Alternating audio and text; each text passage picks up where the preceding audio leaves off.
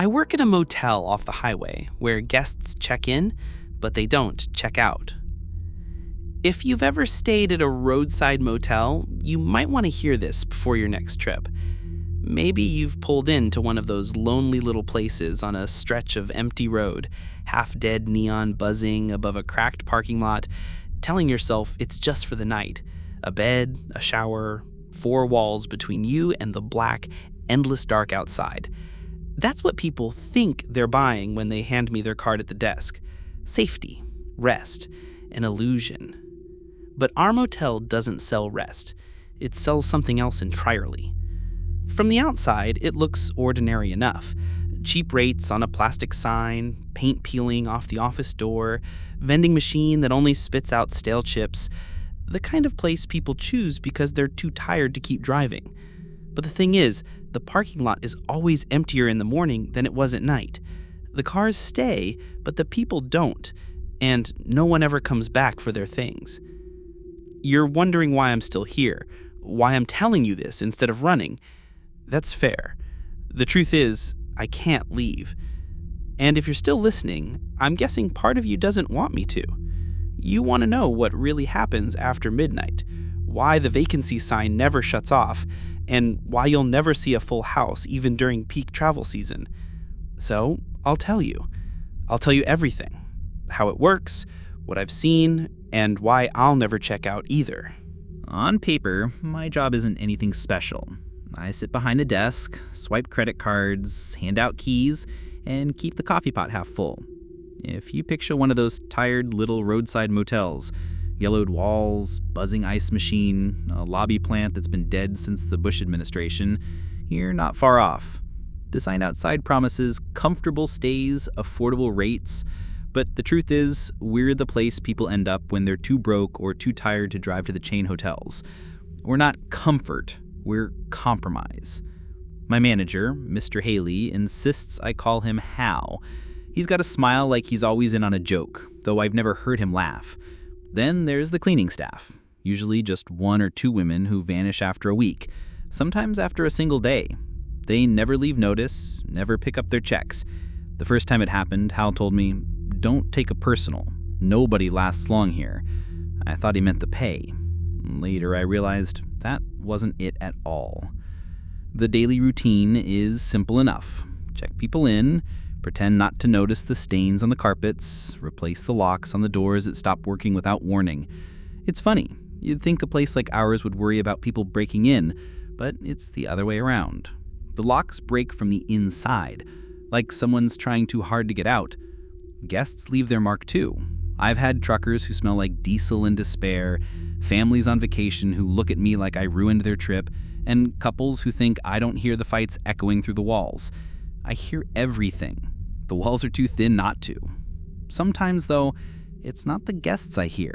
There's a sound in the vents, a low dragging, like something with nails scraping the metal. Hal says it's old pipes, but old pipes don't whisper. And then there's the smell. God, the smell. It creeps in during the night shift. Sweet at first, almost fruity, then rotting, like meat left in the sun. I light a candle to cover it, but all that does is make the lobby smell like funeral flowers. There's a reason nobody lasts longer than a week behind the desk. I've lasted longer, though I can't tell you why. Maybe the motel has plans for me. One particular night, I found out just how true that was. The first time I realized something was really wrong, it was just after midnight on a Tuesday. Business was slow, only a handful of rooms filled, and I was half asleep behind the desk when a family walked in. They looked normal enough. Dad in a polo shirt, mom juggling 2 kids who fought over a stuffed bear. The kind of family you'd expect to see on a road trip. They were cheerful, even friendly, cracking jokes about the busted soda machine in the lobby.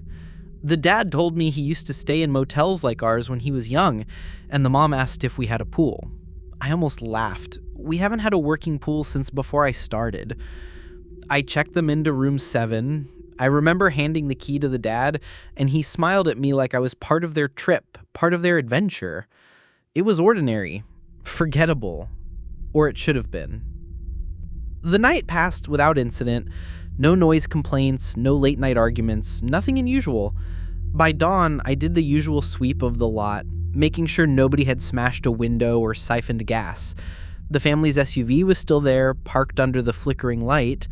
But when housekeeping went to clean the rooms, room 7 was empty. Not checked out empty, just empty. Their bags, their clothes, the kids' stuffed bear, gone. Bed sheets undisturbed, shower dry, as if no one had ever stepped inside. The room smelled faintly of lemons, like it had been scrubbed. But I knew no one had been in there yet. I checked the cameras.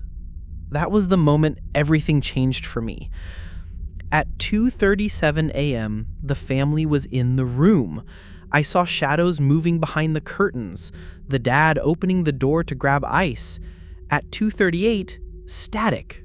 Just for a moment, like the feed blinked. When it cleared, the curtains hung still. No shadows, no movement. It was like they'd erased themselves mid-frame. I rewound it 3 times, leaning so close to the screen my breath fogged the glass. Every time it was the same. They were there, then they weren't. I showed Hal, thinking maybe I'd caught something important, maybe even a crime. He watched the tape without flinching, then slid the monitor back toward me. He said, "Don't worry about it," like I'd complained about a clogged toilet. "Don't worry about it?" I asked. "A whole family disappeared." He just shrugged. "Happens. Room 7's a bad one." That was it. No police call, no questions, just an offhand comment like losing guests was as routine as replacing light bulbs. That was the first time I thought about quitting. I should have, but I didn't. Something about the way Hal said it, calm, almost rehearsed, made me realize quitting wasn't going to be as easy as walking out the door. And if people really could vanish without a trace, I needed to know how. So I decided to start looking for answers. After the family vanished, I stopped treating the motel like a place to work and started treating it like a puzzle I had to solve. Hal's shrug, the silent cameras, the spotless room, it all gnawed at me. I figured if answers existed, they weren't in the lobby. They'd be in the places we weren't supposed to go. There are parts of the motel guests never see. Maintenance corridors that twist behind the rooms, doors that stick and hum when you press your hand against them, stairwells that don't line up with the floors above. On my breaks, I started wondering. I told myself I was just learning the building, but the truth is, I was looking for whatever had swallowed that family. The first place I checked was the service hall behind the laundry room. The corridor smelled like bleach and mildew, and the fluorescent lights flickered just enough to make shadows jump. Halfway down, there's a chute where sheets tumble into bins. Above it, someone had spray painted a warning. "Don't go past here." I thought it was a joke until I mentioned it to one of the housekeepers. Her name was Maria, and she'd lasted longer than most, 3 whole weeks. When I asked what was past the chute, her face drained. She muttered something in Spanish, crossed herself, and told me, "You don't want to know. Stay in the lit halls. And don't ever listen if someone calls your name from the other side of the wall." That night, I understood why. I was walking the corridor alone when I heard it. Soft, shallow breathing. Not behind me, not in front of me, inside the wall. I pressed my ear against the plaster and it vibrated, faint but steady, like a person's chest rising and falling inches from my skull. Then, clear as day, I heard my own name whispered back at me. I didn't wait to hear it again. After that, I noticed other doors, locked, rusting, no room numbers. Hal said they led to storage. But when I leaned close, the wood felt warm, like something was breathing on the other side. The worst was the basement. A steel door with a padlock the size of my fist sat at the end of a hallway no one cleaned. The air down there was damp, heavy. I only went near it once, and even then, I swore the door pulsed, just slightly, as if it had a heartbeat. The motel isn't just a building. It's alive in pieces. And whatever lives in the forbidden wing, it isn't abandoned. It's waiting. After that, disappearances weren't rare anymore. They became routine. Every job has rules. At a gas station, it's don't accept large bills at night. At a diner, it's don't let the fryers run dry. At our motel, the rules are different. Hal gave me a list on my first day, scribbled in his crooked handwriting. At the time, I thought he was messing with me, trying to haze the new hire. But the longer I worked here, the more I realized the rules weren't jokes. They were survival guides. Rule 1. Never look into the mirror in room 6. Cover it if you have to. Don't even glance at it when you're cleaning. Rule 2. Never answer if someone knocks on the lobby door after 3 a.m., not even if they scream, especially if they scream. Rule 3. Never write a guest's name in the ledger with red ink. Simple, right? Weird, almost silly. But then I saw what happened when people broke them. One housekeeper pulled the sheet off room 6's mirror to check her hair. She was gone before the shift ended. We found her cart still blocking the hallway, mop water still warm. The mirror was spotless, too spotless, like it had been polished from the inside. A night clerk named Darren thought the knocking rule was stupid, said it was probably vagrants or druggies. One night he opened the door at 3:12 a.m. We never saw him again, though sometimes I think I hear his voice on the intercom, whispering through static. As for the red ink, well, I only broke that one once. That was enough. The rules aren't just for our safety, they're for something else's amusement, like a cruel game we're forced to play. Keep the guests ignorant, keep the ledger neat, keep the doors locked after 3 a.m. Smile while you do it. I used to wonder what would happen if a guest ignored the rules, since we never tell them. I didn't have to wonder for long. One night, someone did. It happened on a Thursday, just after sundown. A traveling salesman checked into room 6, the one with the mirror we're not supposed to touch. He was chatty, the kind of guy who tells you about his kids while you swipe his card. I didn't warn him about the rule. I never warned them. We're not supposed to. For a few hours, everything was quiet. I sat at the desk, sipping burnt coffee and listening to the hum of the vending machine. Around midnight, though, it started. At first, I thought it was laughter, a high-pitched, muffled sound leaking through the walls, but it grew louder, stretched out, and became something else. Something broken. The salesman was screaming. The worst part wasn't the sound itself, it was where it seemed to come from. Not just down the hall, not through the vents. It was inside my own head, bouncing around behind my eyes like someone had wired his terror directly into me. I tried covering my ears. Didn't help. I turned up the TV. Didn't matter. Every breath, every sob rattled through me like it was my own throat tearing. And it went on for hours. Around 3 a.m., it cut off mid-scream. The silence afterward was heavier than the noise. I sat frozen behind the desk, half expecting him to come running, begging for help. No one did. In the morning, I grabbed the spare key and went to check room 6. My hands shook as I slid the card into the lock, but the door swung open without resistance. The room was spotless. Too spotless. The bed was neatly made, sheets crisp as if they'd just come out of storage. The mirror gleamed, no streaks, no fingerprints. There was no suitcase, no shoes by the bed, no sign anyone had ever stayed there at all. The only thing out of place was the air. It smelled faintly sweet, like fruit rotting under the sun. I staggered back to the lobby, heart racing. Hal was waiting, leaning against the counter like he knew what I'd find. Room 6, I said, my voice was barely a whisper. He nodded, calm as ever. It's handled. Handled. That's all he said. No explanation, no trace of surprise, like the screaming had been just another line item on his nightly checklist. That was the night I realized Hal wasn't just aware of what happens here, he was part of it. I couldn't keep quiet after room 6. The screaming had etched itself into me, and Hal's casual, "It's handled," was the final crack. The next night, when the lobby was empty and the vacancy sign buzzed outside, I cornered him. "You knew," I said. "You knew they'd disappear." Hal didn't even look up from the keys he was polishing, one by one, with a rag that smelled faintly of ammonia. He smiled. He always smiled, like nothing here was ever worth frowning about. "Of course I knew," he said. "You think this place is cursed? It's worse. It's contracted." That word stopped me.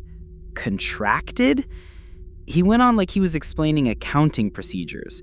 The motel isn't just real estate, it's a feeder site, a mouth, if you like metaphors. We keep it open, keep the lights buzzing, keep the doors revolving, and it eats. In return, the owners keep the place running. Staff survive, usually.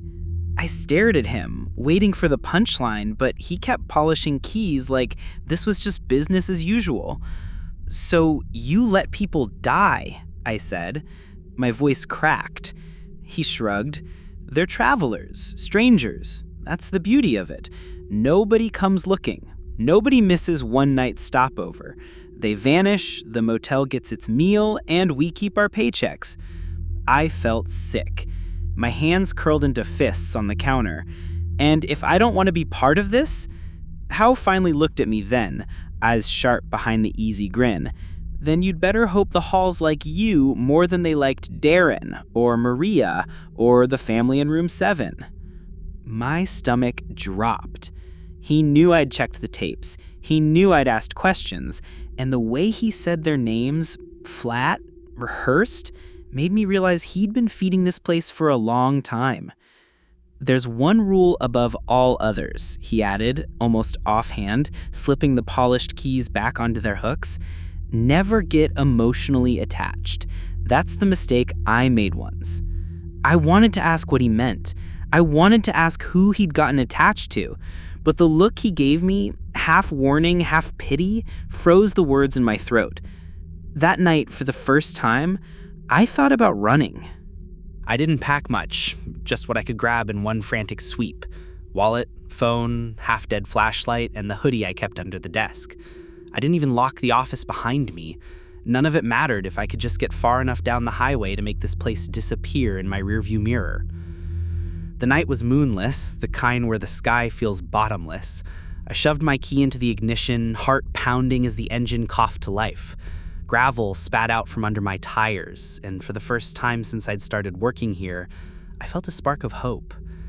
The highway stretched wide and empty, a black ribbon cutting through nowhere. Mile markers blinked past. I watched the vacancy sign fade in the distance, its red letters flickering like a dying heartbeat.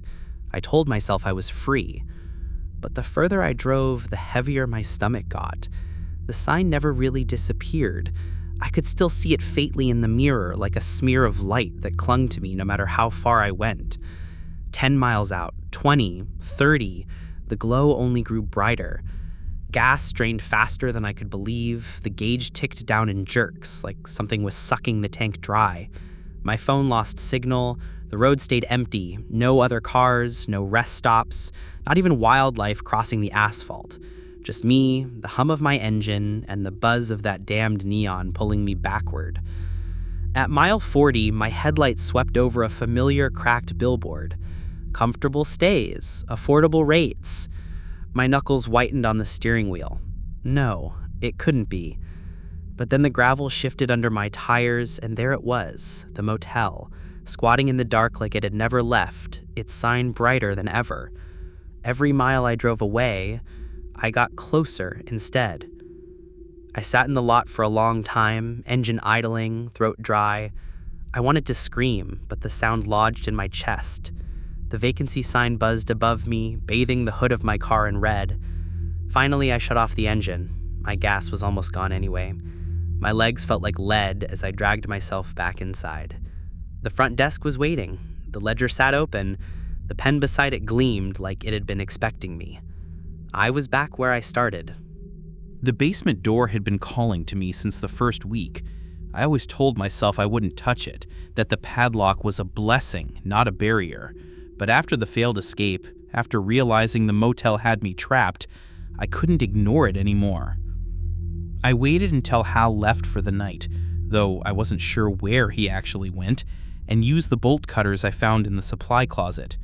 The lock snapped louder than I expected, echoing down the hallway like a gunshot. For a moment I froze, listening for footsteps. None came. The air that poured out when I opened the door was cold and damp, the kind of chill that clings to your bones. The stairs groaned under my weight as I descended, the light from my flashlight slicing through dust thick as smoke. At the bottom I found shelves, dozens of them, sagging under the weight of old leather-bound ledgers. The air smelled of mildew and iron, sharp enough to sting my nose. I picked one at random, brushing off decades of grime. Inside were names, hundreds of them, each neatly written in black ink with the dates they'd checked in.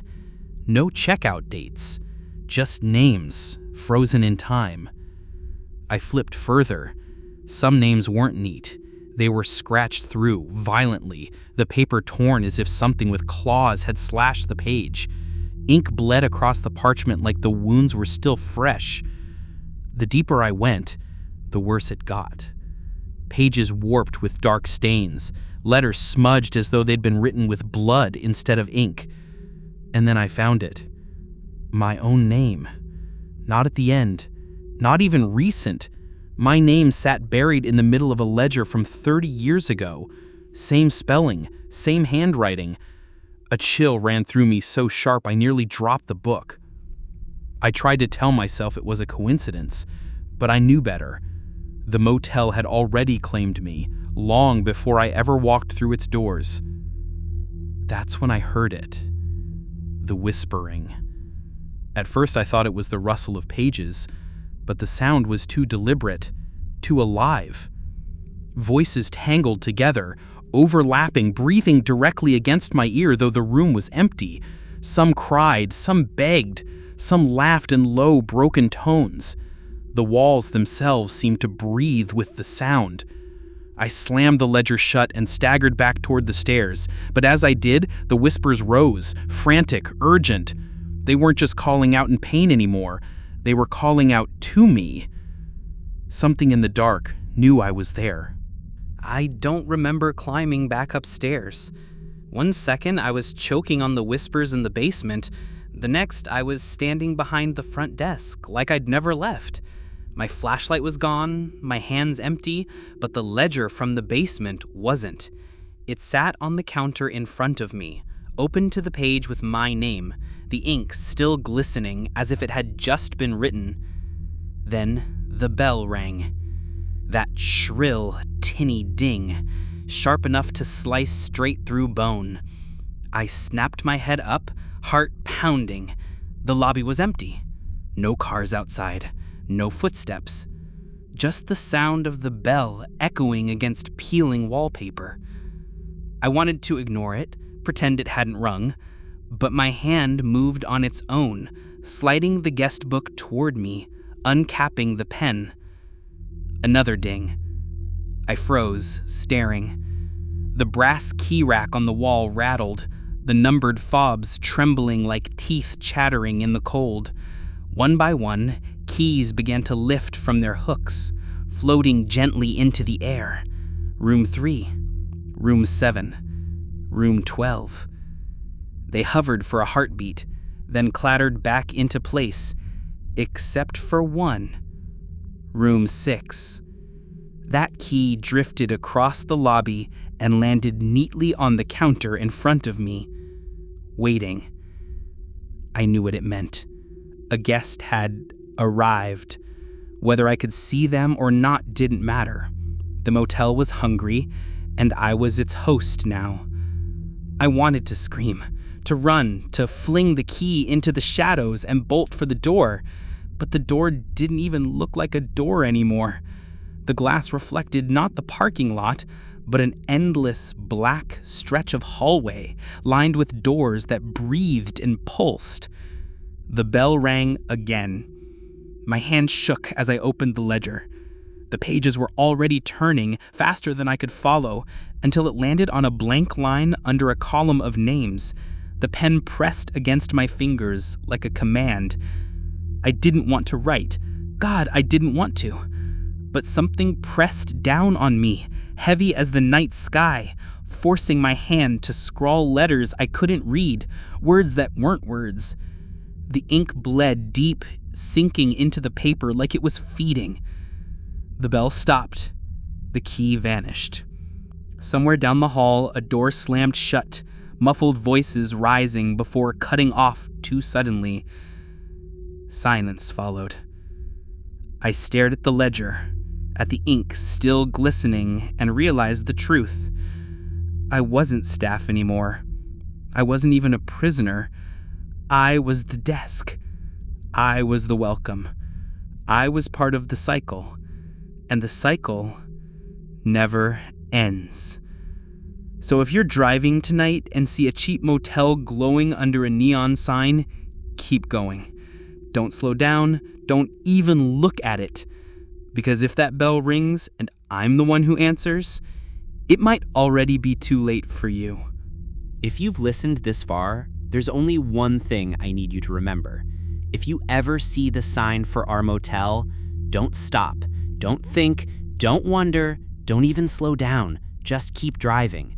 Because the trap doesn't spring when you walk through the doors. It begins the moment you notice us. The neon glow catches your eye, the vacancy light pulls at you, and before long, you'll convince yourself you chose to pull in. But you didn't. The motel chose you.